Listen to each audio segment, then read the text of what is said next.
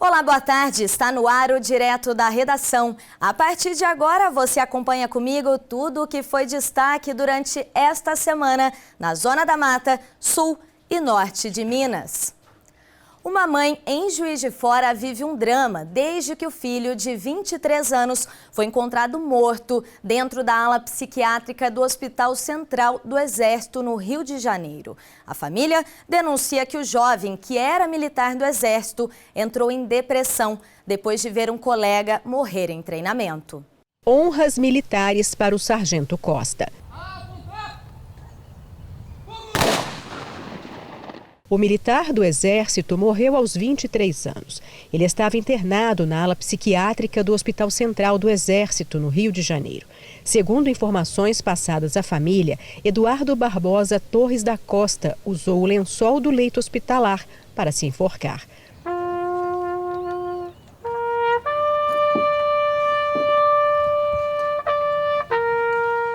Eduardo sonhava desde pequeno com as Forças Armadas. Ele concluiu a primeira etapa da preparação militar com notas altas e conquistou o direito de participar do curso de paraquedistas. O treinamento é rigoroso e ele sabia, superou todos os desafios propostos. Mas, ao ver um colega morrer durante uma prova difícil, o sargento passou a ter dúvidas sobre o caminho que escolheu. Um amigo dele faleceu do lado dele, veio a óbito do lado dele. Caiu ajoelhado e ele ficou, vamos, e o rapaz não levantava. Aí veio a saúde e levou ele e o rapaz morreu depois de 3 dias. E meu filho perdeu o amor pelo Exército quando ele viu que o Exército não se importa com os militares deles. Não tem nada de braço forte, meu amigo. Eduardo trancou o curso e foi para Joinville, Santa Catarina, se apresentar ao batalhão para o qual tinha sido designado. Distante da família e num local que ele considerou hostil, a depressão do jovem aumentou. Ele avisou a família que tinha desistido de viver. A mãe, de longe, tentou ajudar. Eu falei com ele assim, procura o médico do Exército e conversa com ele, que ele caminha para um psiquiatra, para um psicólogo. E ele conversou com o médico, você pode se abrir comigo, não tem problema nenhum. E ele contou tudo para o médico. Quando ele contou, o médico, no dia seguinte, o quartel inteiro sabia.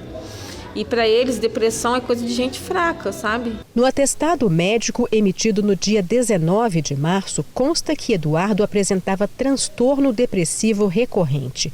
Vários medicamentos foram receitados e a recomendação foi de afastamento das atividades por 40 dias e suspensão da posse de arma de fogo. Outro atestado médico foi emitido no dia 5 de junho e apontou os mesmos problemas.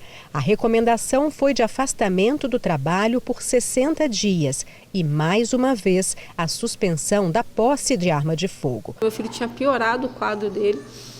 E quando chegou no dia 7, meu filho tentou suicídio dentro do quartel. Meu filho cortou os pulsos e estava passando a faca no rosto.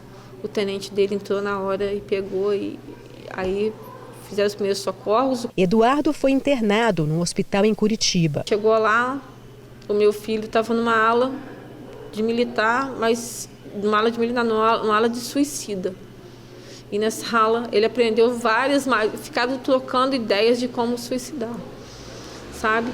E lá dentro ele tentou o suicídio com a corda do short. Ninguém sabe onde ele arrumou uma corda do short. Ele tentou e o enfermeiro chegou na hora e cortou. Conceição conta que a família conseguiu trazer o sargento para casa em Juiz de Fora. Ele estava sendo acompanhado por psiquiatras e parecia mais calmo, até que surtou no dia 30 de dezembro e tentou suicídio em casa. E ele foi para o centro. Chegou lá no centro e ficou pulando na frente dos carros, chutou carro, sabe?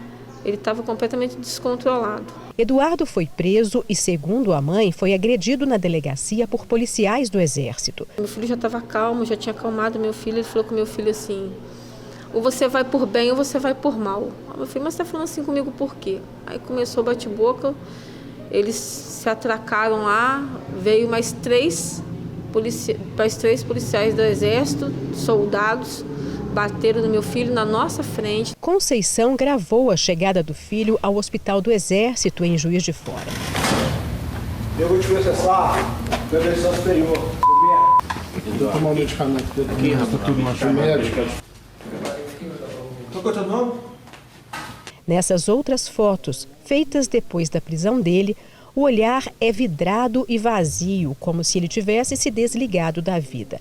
Foram as últimas fotos antes dele ser transferido para o Rio de Janeiro. O laudo do psiquiatra que acompanhava o sargento recomendou que ele fosse mantido perto da família durante o tratamento.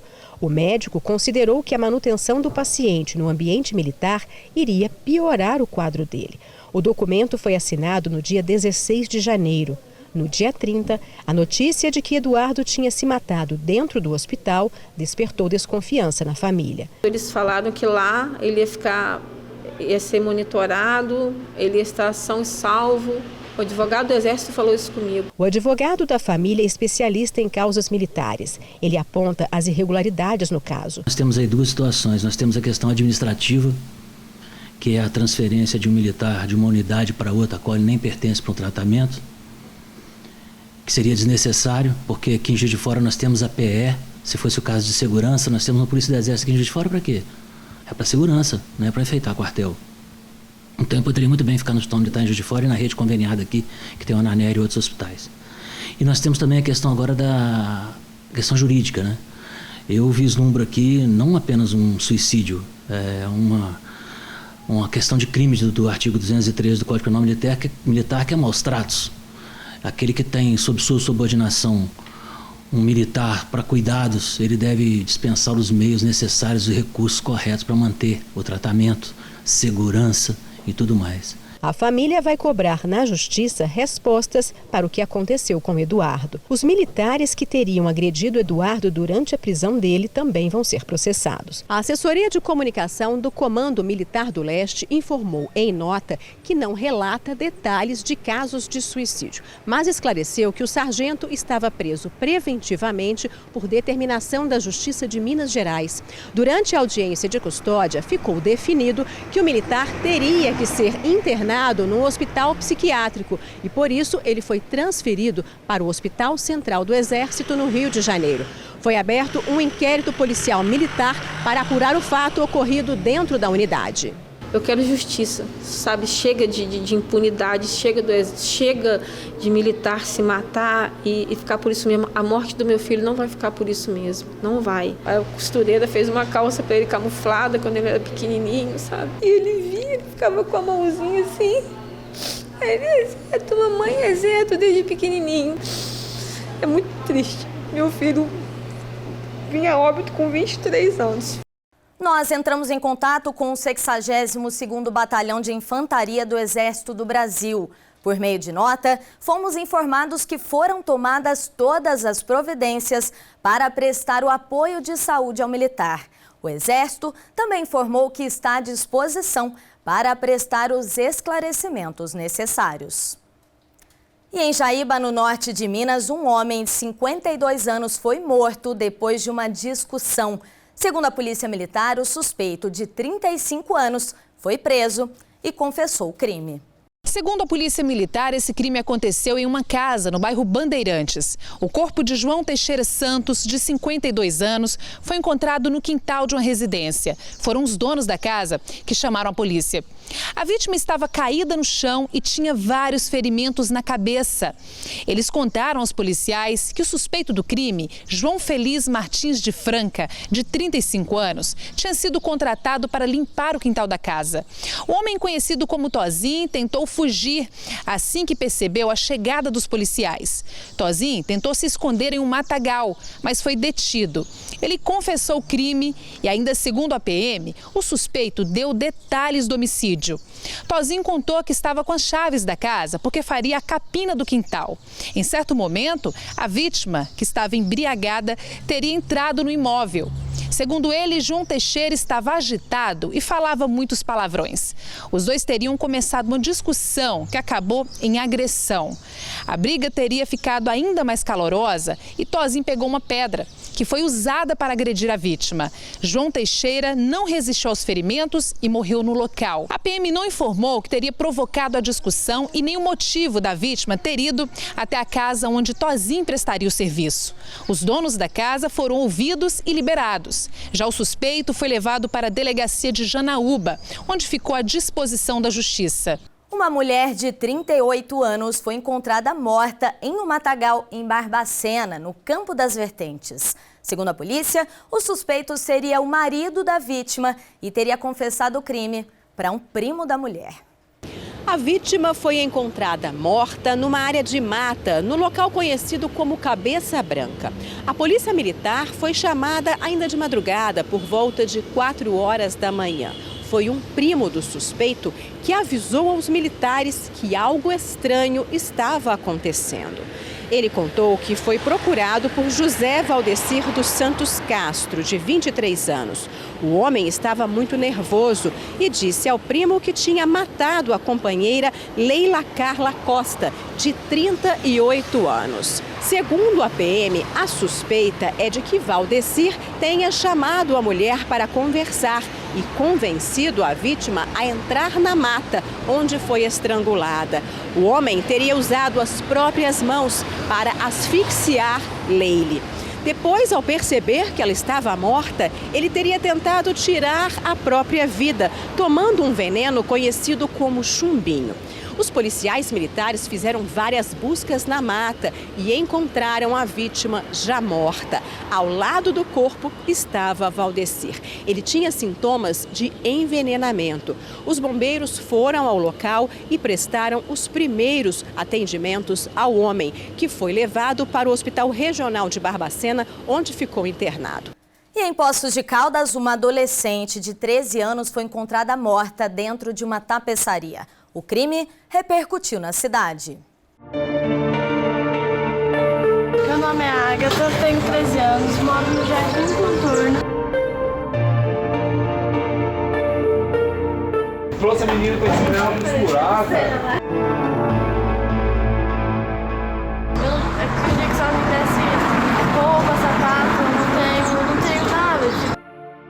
O enterro de Agatha Nalim Soares Brito foi marcado por muita comoção, revolta e ânimos exaltados entre os familiares da vítima. Parentes do pai de Agatha acusaram a mãe da menina de exploração sexual. Fazendo de vítima, não?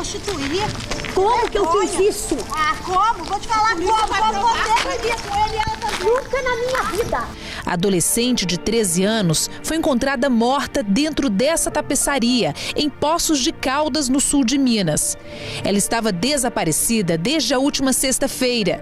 Segundo a polícia, o corpo tinha vários cortes no pescoço, provocados por uma faca, que foi encontrada no local do crime. O principal suspeito da morte da menina é esse homem, o Birajara Aparecido Machado Silva Moura, de 62 anos. Ele era patrão da vítima.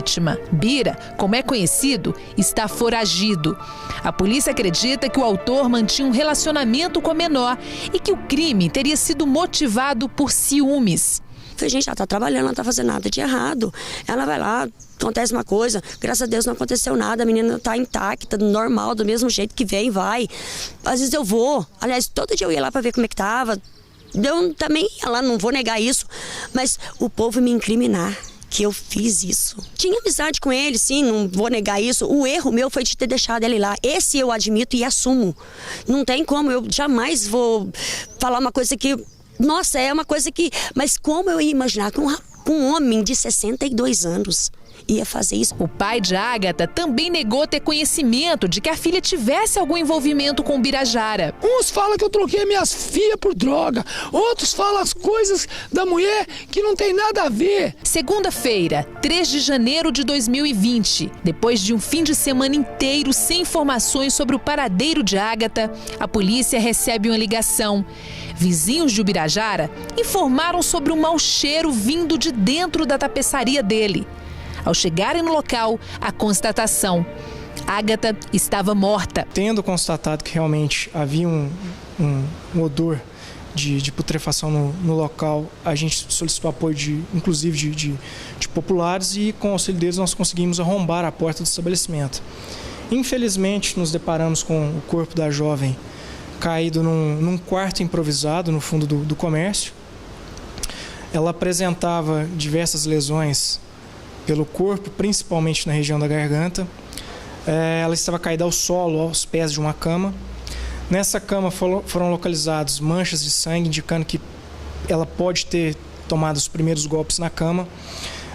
Foi arrecadado uma faca e também um pedaço de madeira que pode ter sido utilizado durante as agressões. Pessoas próximas da família contaram que Ágata e os outros 3 irmãos não foram criados pelos pais. Quando ainda eram pequenos, eles foram tirados de casa porque a família sempre passou por muita dificuldade financeira. Segundo relatos de parentes, o pai seria usuário de drogas e a mãe, apesar de não ter vícios, faz uso de remédios controlados. Até o ano passado, Ágata vivia com a avó paterna. Mas depois de alguns desentendimentos com ela, a adolescente resolveu ir morar com os pais. Assim como toda adolescente, a Ágata queria ter as coisinhas dela e ela falou com a amiga que ia procurar trabalho. A Ágata teria ficado sabendo que o Birajara, que é dono dessa tapeçaria, tinha uma vaga de trabalho.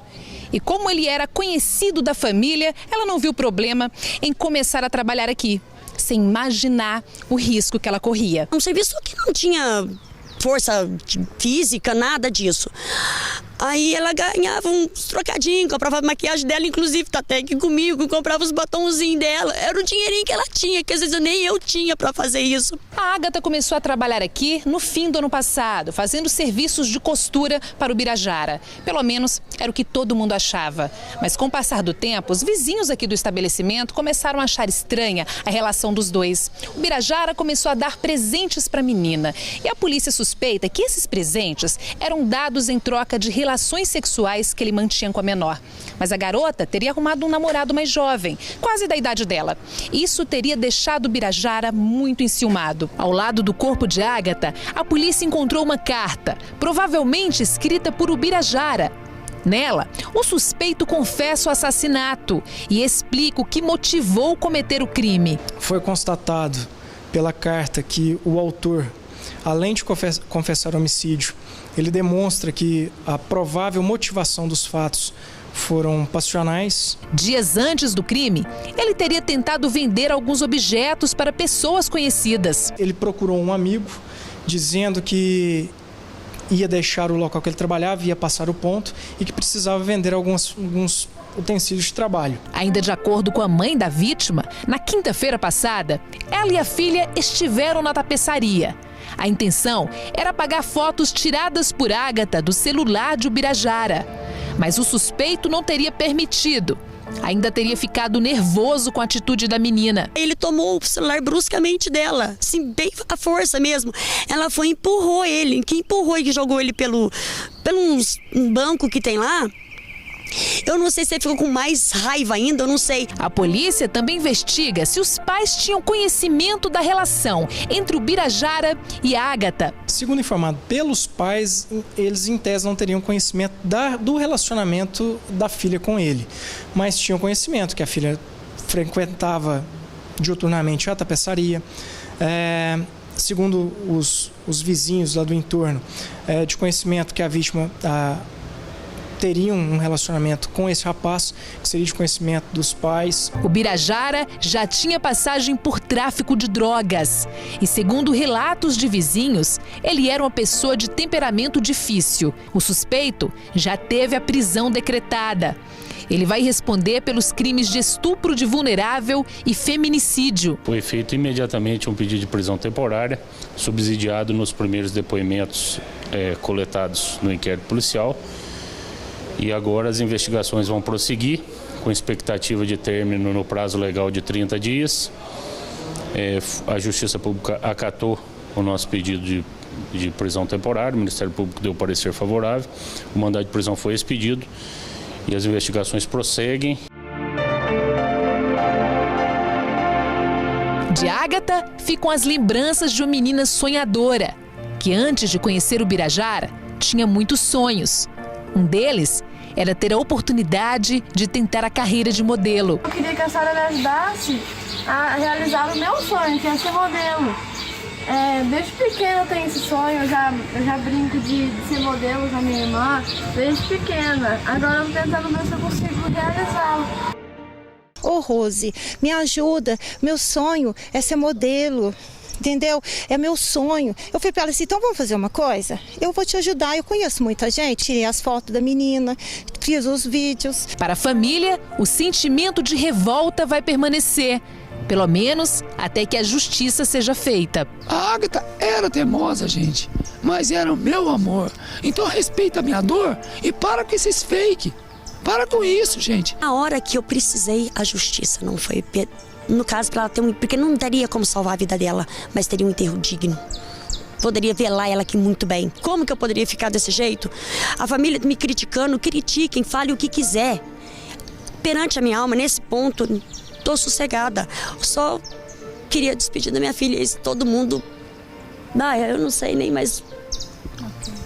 Não tem nem mais palavra pra falar, porque só Deus sabe o que eu tô passando, só aquele lá de cima sabe que...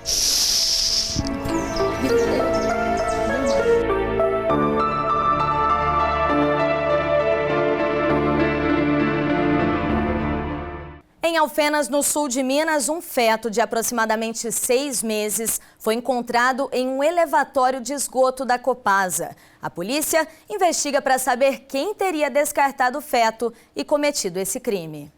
O feto foi encontrado por funcionários da Copasa por volta das 6 horas da manhã, quando eles começavam a fazer a limpeza desse elevatório de esgoto no bairro Vila Santa Maria. Assustados, eles chamaram a polícia. Quando acionado de manhã, teriam encontrado um feto lá na estação de elevação de esgoto, preso nas grades. A perícia foi no local, constatou realmente que era um feto humano de um menino. Aparentemente, assim, cerca de 6 meses, estava bem formado. Preciso de trabalho de praxe, encaminhamos o corpo para o ML e agora vamos investigar quem é a mãe, né? Funcionários contaram à polícia que o local onde o feto foi encontrado passa por limpeza diariamente e que ontem à tarde eles limparam o local e não notaram nada de anormal. Por isso, a polícia acredita que o feto tenha sido jogado ontem à noite ou durante essa madrugada. Não é possível pelo tamanho do corpo ser pelo esgoto, pela privada de uma residência.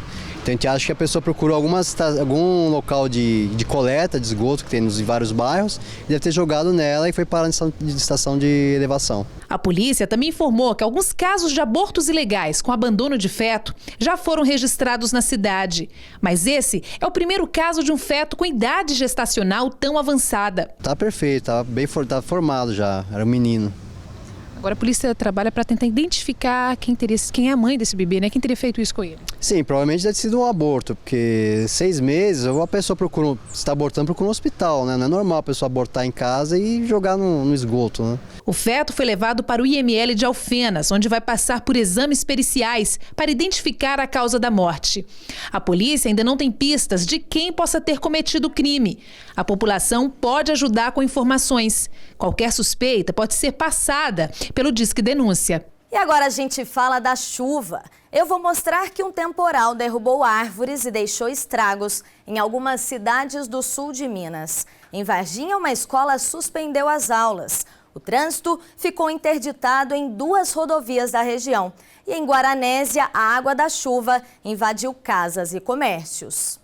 Em Varginha, pelo menos 5 árvores caíram e alguns imóveis foram destelhados durante um temporal que atingiu a cidade no início da noite desta segunda-feira. A chuva durou cerca de 30 minutos, mas foi tempo suficiente para causar estragos em vários pontos da cidade. Nesse vídeo gravado por uma moradora, dá para ver o vendaval no bairro Campos Elíseos. Com a força do vento, uma árvore foi derrubada. Por sorte, não havia ninguém passando pelo local. Já na rua Silvio Colgo, no bairro Vila Paiva, mais estragos. Uma árvore de médio porte caiu e atingiu um carro que estava estacionado. A árvore ainda interditou a via. A grade de uma cooperativa de café também foi danificada pelo tronco da árvore.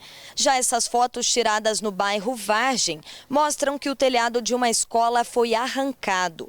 A estrutura da quadra poliesportiva de uma outra escola também caiu com o vendaval. Hoje não haverá aulas no local. Segundo informações do Corpo de Bombeiros, apesar dos estragos, ninguém ficou ferido. Na MG 167, entre Varginha e Três Pontas, teve queda de árvore e o trânsito ficou em meia pista. Já na rodovia AMG 1535, em Espírito Santo do Dourado, o trânsito também foi prejudicado com a queda de árvores. Segundo a Polícia Militar, pelo menos 30 árvores caíram na cidade.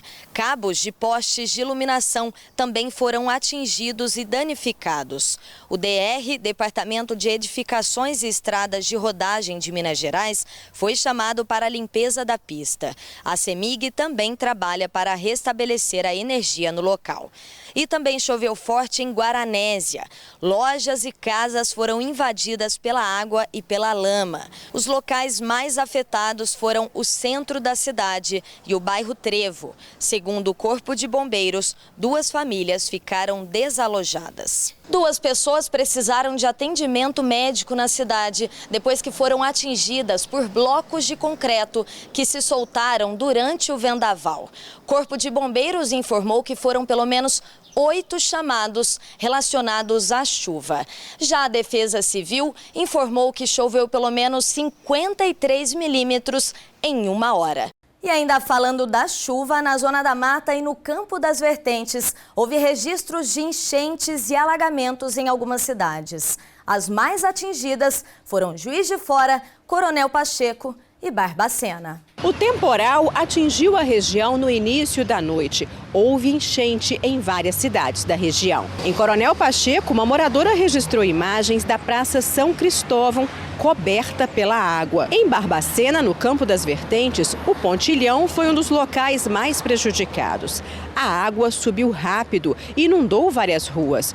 Nos vídeos feitos por motoristas e moradores, é possível ver as pessoas nas calçadas com dificuldade para passar e esperando a enxurrada diminuir. Nesse outro vídeo, feito de dentro de um ônibus, dá para perceber a força da água formando correnteza nas ruas. A enchente cobriu canteiros, calçadas e invadiu algumas lojas e casas. No ponto de ônibus, um homem aproveitou para pescar. Mais à frente, a força da enxurrada derrubou 2 motos. Uma moto aqui, ó. Uma moça tadinha, tá do lado aqui, ó. São 2. Em Juiz de Fora, a quantidade de raios chamou a atenção. E agora a gente fala de saúde. Dados da Secretaria de Estado de Saúde em Minas Gerais apontam que quase metade dos adolescentes entre 12 e 18 anos de idade está com o cartão de vacinas desatualizado. Maria Júlia tem 9 anos e veio acompanhada da mãe para atualizar o cartão de vacinas. Eu acho muito importante, né, o calendário sempre em dia, para manter as crianças bem saudáveis, com saúde, né? A vacina de HPV, ela protege contra os 4 principais tipos de HPV que poderia e poderá evoluir para um câncer de colo de útero, câncer de região genital, câncer de reto, câncer de garganta. Então, automaticamente, é uma vacina fundamental. De acordo com a Secretaria de Estado de Saúde, adolescentes mineiros ainda não atualizaram o cartão de vacina exigido pelo Ministério da Saúde. Um levantamento apontou que as vacinas que protegem contra o vírus HPV e a bactéria da meningite C são as que possuem o menor número de adesão. A gente tem um movimento anti-vacina que é um dos piores problemas de saúde pública do mundo atual. Esse movimento, ele semeia uma série de fake news nas redes sociais, fazendo com que isso sirva de desculpa para grande parte desses adolescentes ou dos seus pais não se preocuparem em atualizar a vacina. O levantamento mostra que em Minas Gerais, 54% das meninas de 9 a 14 anos se imunizaram contra o vírus HPV. Em relação aos meninos de 11 a 14 anos, o número cai para 35%. Os dados são preocupantes, pois um estudo feito em 2007 mostrou que a vacina feita em meninas antes dos 12 anos, combinada a exames obrigatórios após os 35, pode prevenir 100 mil novos casos de câncer e reduzir risco de vida das mulheres em 61%. O problema do HPV é que ele pode dar câncer nessas regiões que eu falei lá na frente, daqui 10, 20, 30, 40 anos. Então, por uma coisa que poderia ter sido evitada. No ano passado, Minas Gerais registrou 67 casos de meningite C e 23 pessoas morreram pela infecção bacteriana aguda. Mas, de acordo com a Secretaria de Estado de Saúde, menos de 50% dos adolescentes entre 11 e 14 anos estão imunizados. A meningite C e a vacina que a protege é porque é uma faixa etária que a gente tem uma prevalência maior de casos de meningite. Né? Os adolescentes eles se aglomeram mais, né? Festas, baladas, sala de aula, ambientes fechados, com as janelas fechadas, eles fazem mais carinho, eles estão mais próximos, abraçam mais, 3 beijinhos. O Salomão tem 14 anos e é um bom exemplo. O estudante está com o cartão completo. Desde o começo eu ia por causa da importância de vacinar, não por causa que eu queria, porque é importante para todas as crianças vacinar, para o futuro não acontecer várias doenças. Vacina do Salomão. Saúde é importância. É importante prevenir. Prevenir evita muitas doenças. Por isso que todos os pais, é questão de educação e saúde. O Salomão é bem saudável porque eu preveni desde pequeno. E o ano de 2019 fechou com saldo positivo na geração de empregos em várias cidades mineiras. Os dados são do CAGED, Cadastro Geral de Empregados e Desempregados. Camila está desempregada há 1 ano. Ela tem experiência como vendedora e diarista. Entregar currículo nas empresas e pela internet se tornou rotina diária na vida dela. Procurando essas vagas, como que você faz para levar seu currículo? Em casa de família, supermercado, essas coisas. Mas sempre quando a gente vai procurar, sempre a primeira coisa que eles perguntam se tem experiência. Como é que a gente vai ter experiência sendo que eles não dão oportunidade nem nada? Fabiane é professora e está desempregada desde o final de 2018. Ela tem distribuído currículos e monitorado as vagas nas escolas públicas. Tá muito difícil, né? A gente participa de processo de designação do Estado e são poucas vagas. Com tanta dificuldade, a professora já pensa em mudar a área de trabalho. Faço doces também, doces personalizados, porque ficar só dependendo do Estado, da Prefeitura, de conseguir emprego na minha área está muito difícil. Camila e Fabiane encontram nas estatísticas a esperança de conseguir um emprego. Juiz de Fora fechou o ano de 2019 com saldo positivo na geração de empregos, apesar do resultado negativo em dezembro. No último mês de 2019, foram admitidas 3.449 pessoas e demitidas 4.248. Saldo negativo de 799 vagas. O mês foi complicado também em outras cidades mineiras. No sul do estado, Varginha empregou 1.227 pessoas e demitiu 1.295, perdendo 68 postos de trabalho. Em Pouso Alegre, foram 1.432 admissões e 1.795 demissões, saldo negativo de 363 empregos. Em Poços de Caldas, 1.305 pessoas foram contratadas e 1.595 demitidas. O município fechou 290 postos de trabalho. No norte de Minas, Montes Claros também fechou o mês de dezembro com saldo negativo. Foram feitas 2.077 admissões e 2.359 demissões, com saldo negativo de 282 vagas. O setor de serviços foi o que teve maior redução. No mês de dezembro também ocorre a reestruturação de muitas empresas para o planejamento do próximo ano e, consequentemente, também pode ocorrer algumas demissões. Apesar do resultado negativo do último mês, o balanço geral de 2019 foi positivo nesses municípios. Juiz de Fora criou 2.896 vagas, Varginha 663, Pouso Alegre 2.411, Poços de Caldas 700 e Montes Claros 2.411. Para o economista, a geração de empregos aumenta a renda e move toda a economia. A principal questão é que a partir do momento em que a gente tem mais pessoas trabalhando, a gente aumenta a renda. E a renda aumenta o consumo, que por sua vez aumenta a demanda e faz com que os empresários produzam mais. Produzindo, eles vão precisar de mais gente para trabalhar e a gente vai girando essa roda da economia, proporcionando crescimento econômico para a cidade, para a região e para o Brasil. E agora você vai conhecer um tatuador em Pouso Alegre, no sul de Minas, que resolveu ajudar pessoas que sofrem com baixa autoestima. Com a arte, ele consegue corrigir ou até esconder cicatrizes causadas por acidentes doenças e até marcas de nascença. Vanessa viu a vida mudar há 5 anos quando descobriu um câncer de mama. E logo que eu descobri, eu já fui fazer o tratamento, né? E infelizmente eu tive que tirar toda a mama, a retirada total da mama. E depois fiz o tratamento convencional, que é a químio, o rádio, passei por tudo isso. E várias cirurgias para depois reconstituir a mama. O câncer foi vencido, mas a luta contra a doença deixou algumas marcas. Hoje ganharam contornos diferentes. Tudo isso graças ao projeto Marcas da Vida. Um dia eu vendo uma reportagem do Carlos na TV, né? Aí eu descobri sobre o projeto e já me cadastrei no projeto. Na verdade, eu nem esperei ele chamar, eu já sabia que é em Pouso Alegre, eu já corri no estúdio e ele começou já tampar as minhas cicatrizes. O José Cláudio é mais um que também ganhou novos traços na pele. Ele sofreu queimaduras quando ainda era bebê, situação que gerou traumas na infância e na adolescência. Eu tinha 8 meses de idade quando a minha mãe ferveu o leite, colocou em cima da mesa e eu fui tentar subir no carrinho de bebê por onde empurra. O carrinho acabou desequilibrando, foi onde eu puxei a toalha de mesa e caiu 1,5 litro de leite. Queimei 70% do meu corpo.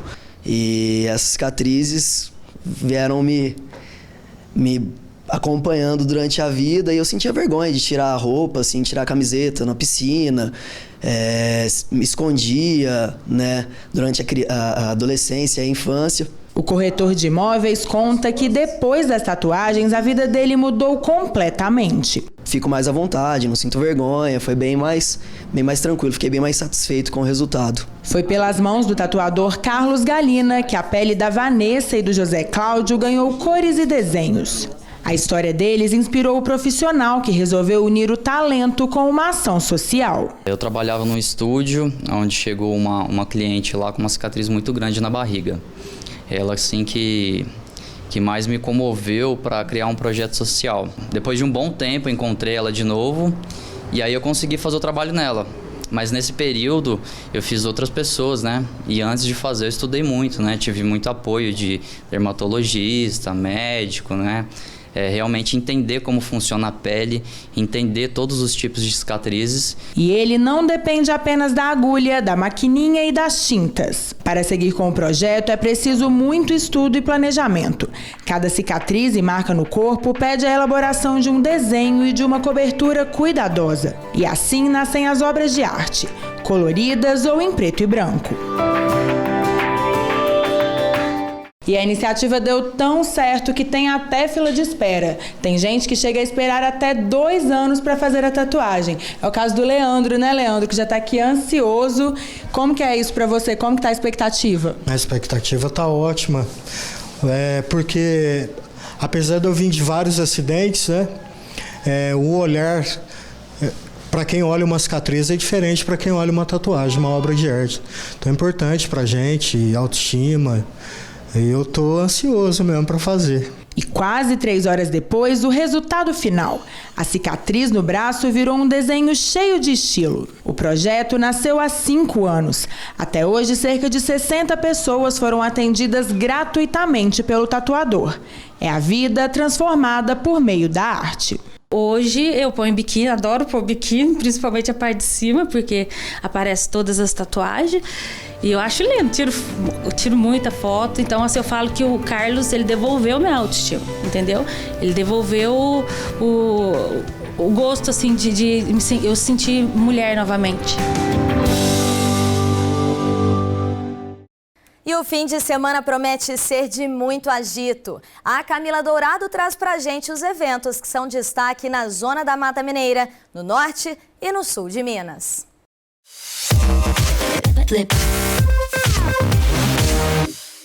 Na Zona da Mata, em Ubá, hoje acontece a nova edição do Bloco do Leão, no Parque de Exposições da cidade. Gustavo Lima e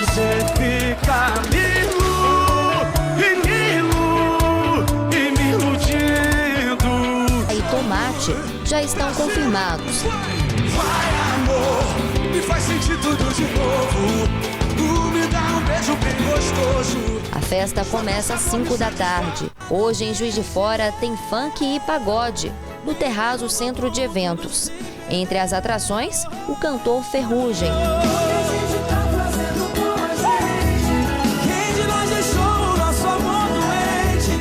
A casa abre às 9 da noite. No sul de Minas, em Lavras, hoje acontece a festa Deus Samba, no espaço Camuá Eventos. Em Baipendi tem carnaval antecipado na Praça Central. Hoje os shows começam às 11 da noite e amanhã a diversão é mais cedo, às 3 da tarde. No norte de Minas, em Montes Claros, começou a 29ª Festa Nacional do Pequi, na Praça Doutor Chaves. A programação se estende até amanhã. Hoje em Montes Claros tem a festa Illusion de Carnaval, no Performance Eventos. No line-up, funk, pagode, eletrônico e axé. O espaço abre às 4 da tarde. Ainda hoje, em Montes Claros, também acontece o pré-carnaval no Parque de Exposições da cidade.